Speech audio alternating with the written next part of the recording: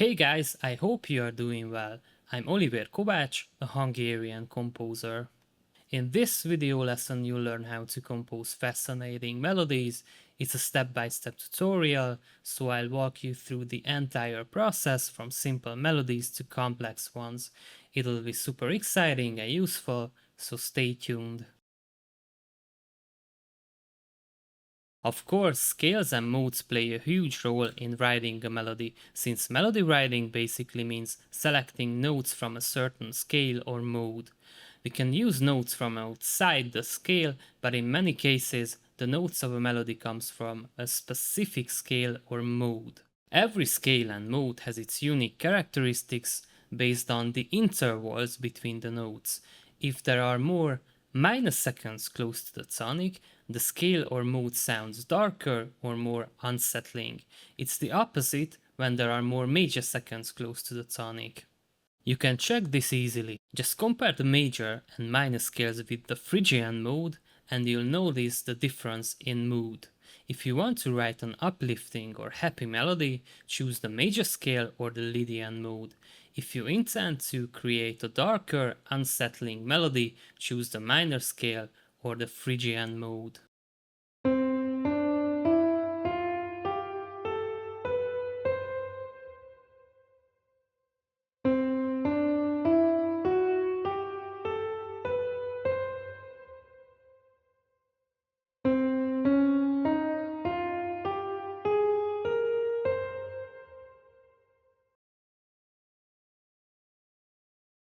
It's not a problem if you are familiar with the official musical terminology. A musical motif is a short, distinctive musical idea, a small melodic, rhythmic or harmonic fragment that serves as a building block in a composition. A phrase is a series of notes that sounds complete. A phrase consists of various motifs.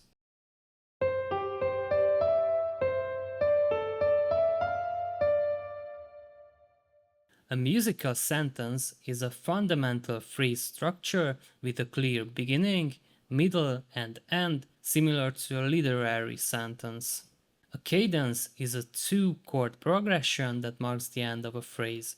If you are unfamiliar with this terminology, check out my video lesson series called How to Compose Music from Scratch.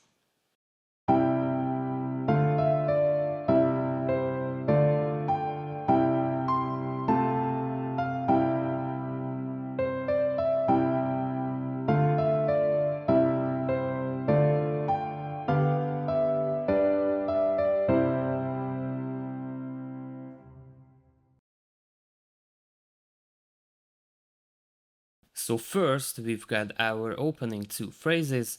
The first moves 4 times downwards and 3 times upwards, and the second does the opposite, creating a balance between the movement directions. We can also notice that the first phrase begins with a downward step, while the second begins with an upward step.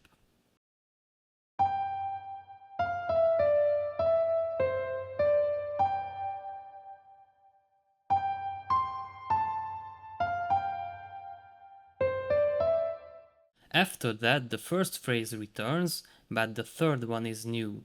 Let's call these phrases A, B, and C. And here's the interesting part. In the first half, the final phrase rises, but in the second half, it falls.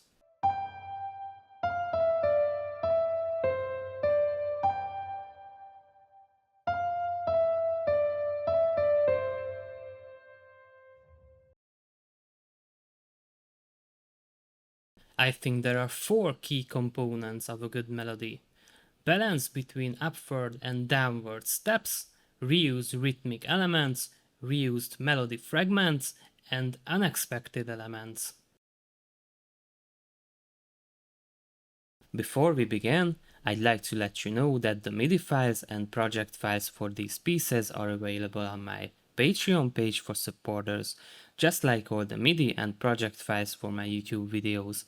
If you find my content helpful and interesting, please consider supporting the channel. Thank you!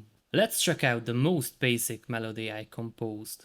The melody shapes a curve. Sometimes it descends, sometimes it ascends, keeping a kind of statistical balance between the two. Why is this so important?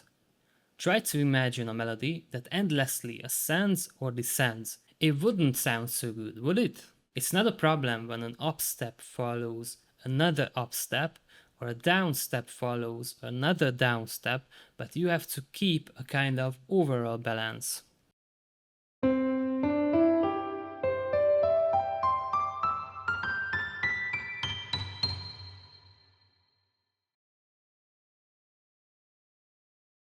Let's listen to the second melody.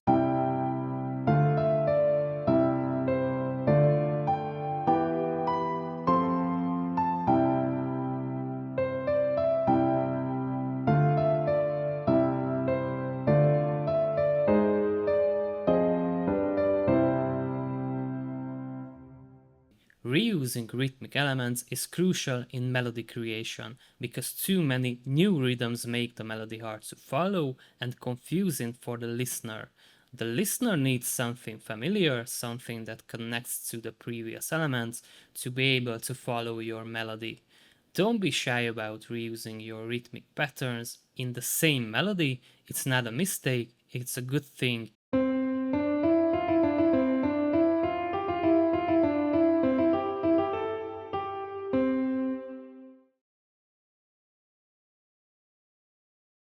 Reusing melody fragments is also important, and the reason is the same as in the previous case. The listener needs something familiar, something that connects to the earlier elements to be able to follow your melody.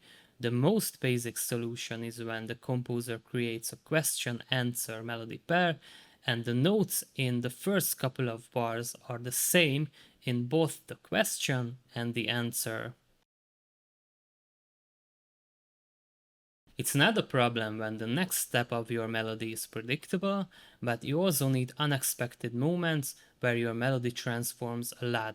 The key component here is balance as well. Too many sudden changes make the melody hard to follow.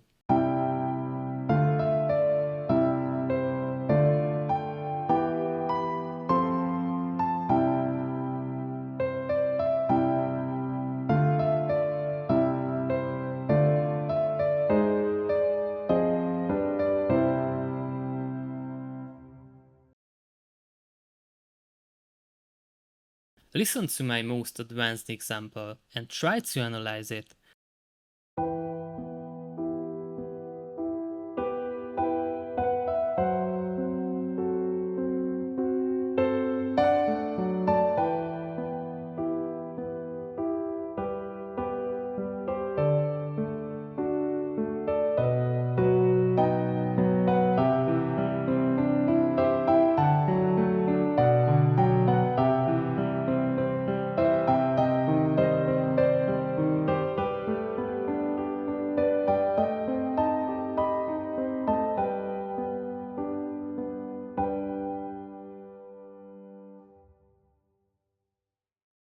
The first question answer pair is in the first 8 measures.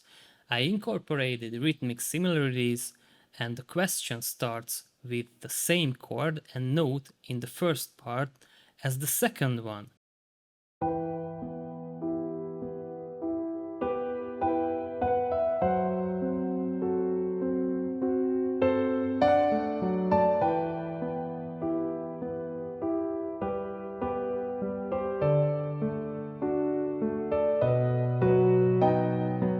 From bars 9 to 12, there is another question answer pair.